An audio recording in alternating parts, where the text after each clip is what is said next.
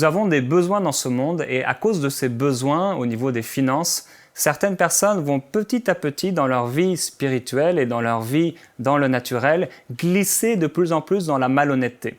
La Bible dit dans Proverbes au chapitre 16 et au verset 8 « Mieux vaut peu honnêtement gagné que de gros revenus mal acquis ». Et certaines personnes, pour prospérer financièrement, sont vraiment capables de tout. Et ils prient même « Seigneur, bénis mes entreprises, bénis ce que je fais », alors que dans leurs entreprises et dans ce qu'ils font, il y a vraiment de la malhonnêteté.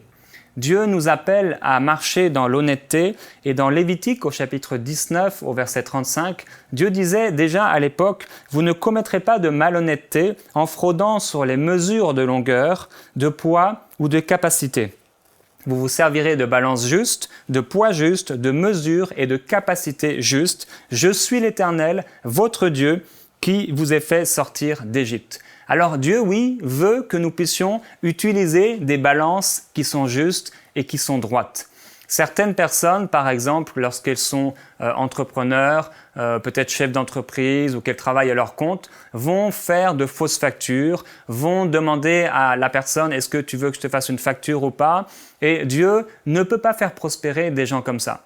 Si vous voulez la prospérité qui vient de Dieu, celle qui est bénie de Dieu, alors vous avez besoin de marcher dans l'honnêteté parce que Dieu vous regarde.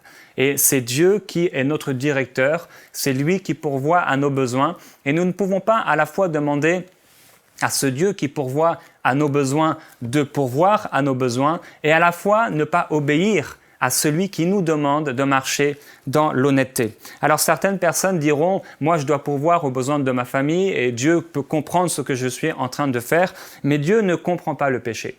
Dans Habakkuk, au chapitre 2, au verset 9, il est écrit « Malheur à qui amasse un profit malhonnête pour toute sa famille et cherche ainsi à établir son nid sur les hauteurs pour le mettre à l'abri de tout malheur. » Et certaines personnes se trouvent des excuses en disant « Mais moi, je dois subvenir aux besoins de ma famille. » Et à cause de cela, elles fonctionnent dans la malhonnêteté. Mais sachez une chose, si vous êtes honnête, si vous êtes intègre, alors Dieu vous fera prospérer.